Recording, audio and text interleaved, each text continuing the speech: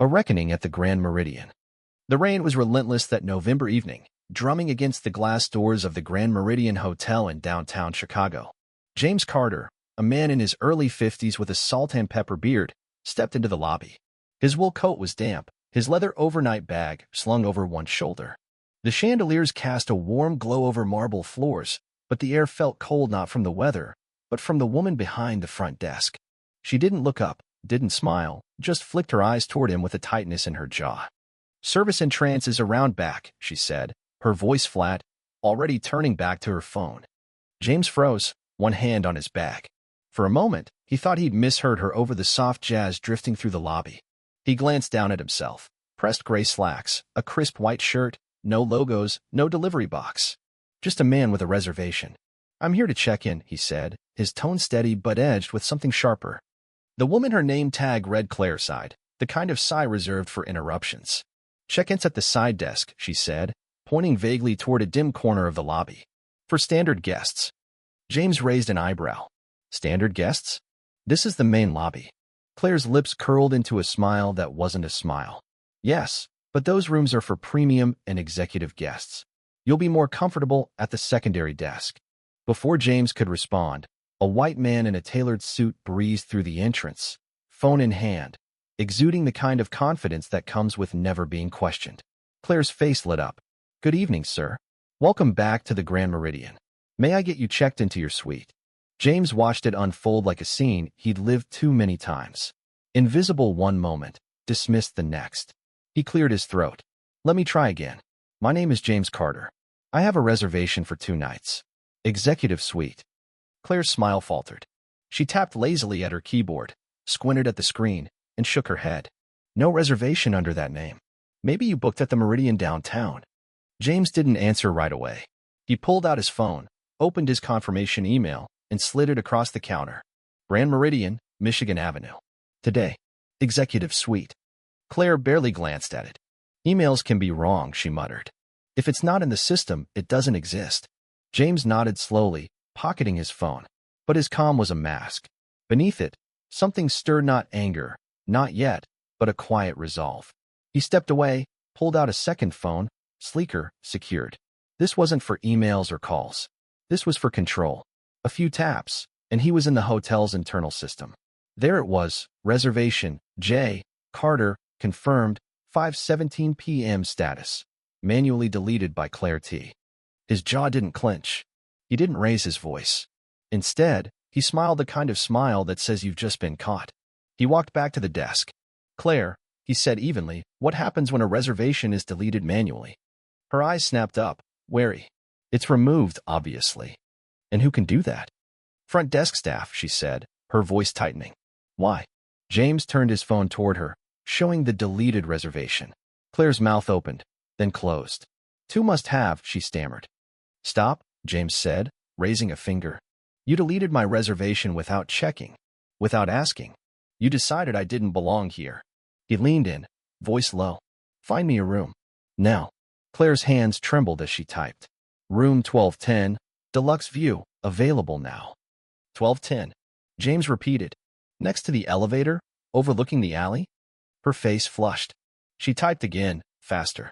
"Presidential suite, top floor, corner view." "Better," James said. She slid the key card toward him, eyes down. He didn't take it yet.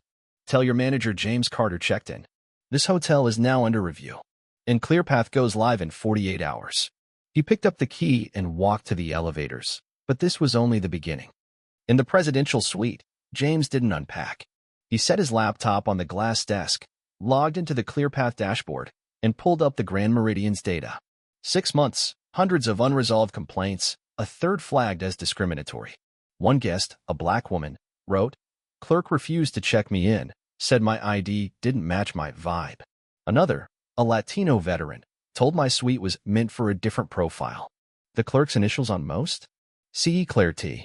James's next call was to the front desk. "This is James Carter. Get me Richard Lawson, the general manager.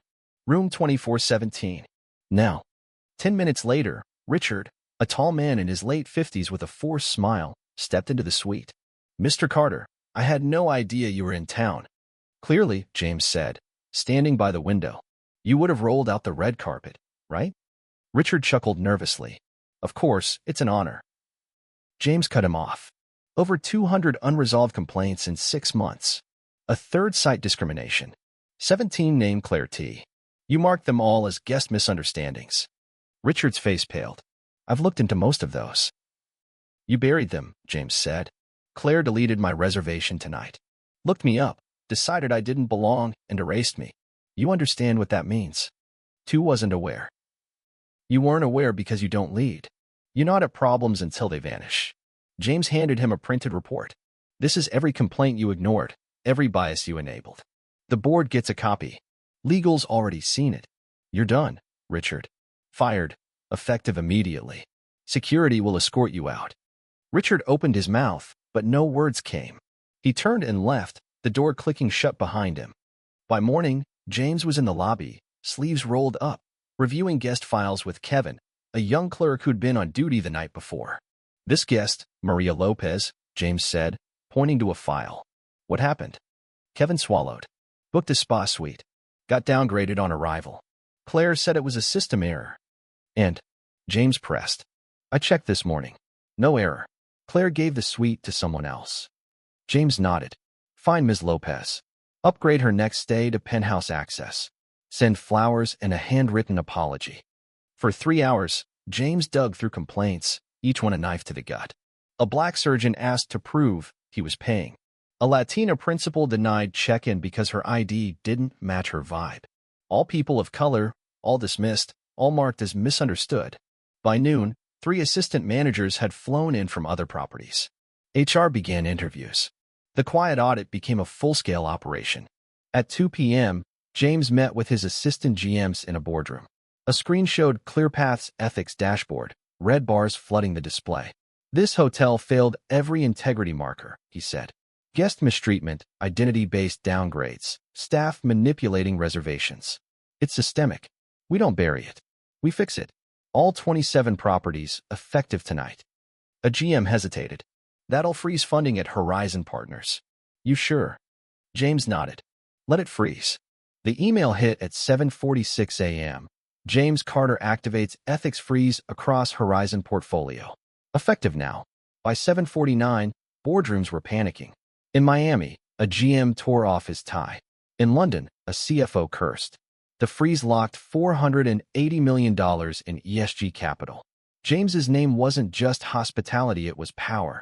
In Chicago, James stood in the Grand Meridian's boardroom, a heat map on the screen showing red markers across 27 properties. His phone buzzed.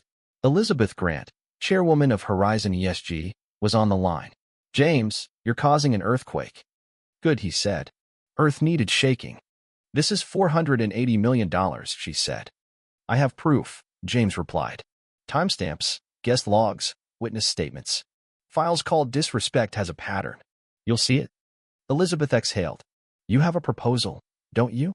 He smiled faintly. I do. By noon, reporters swarmed the lobby.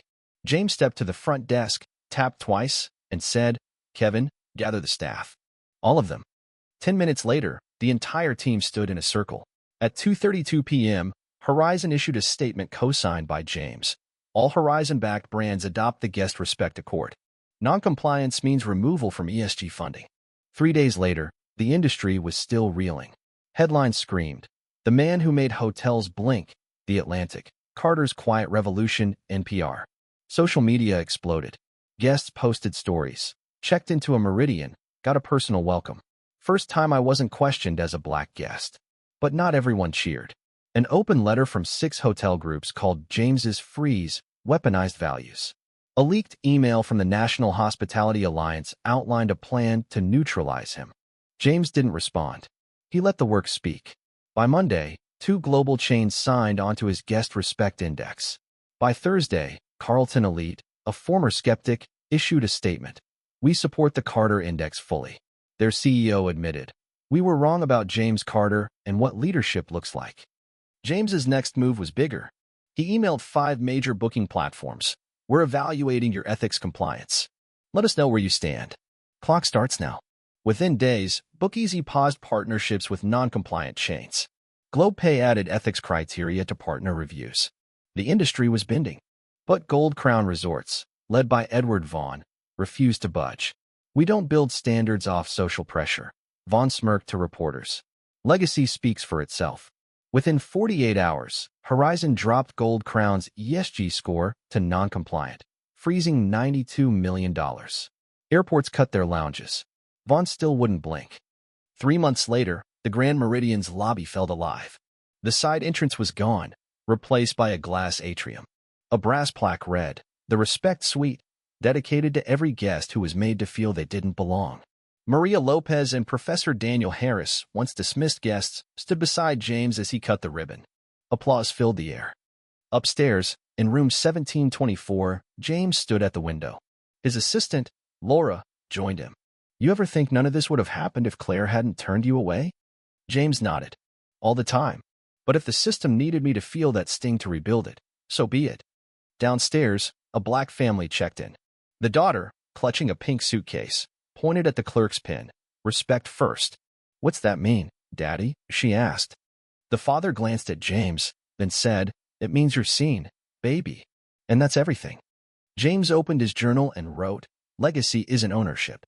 It's what happens after people walk through your door." He closed it, looked at the city, and exhaled.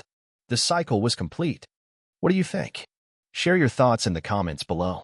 Have you ever faced injustice or witnessed someone being dismissed because of who they are? Do you think James's approach, staying silent at first, then acting with precision, was the right way to tackle systemic bias? Or should he have revealed his power sooner? Let's hear your perspective on confronting unfairness and standing up to power. Your voice matters.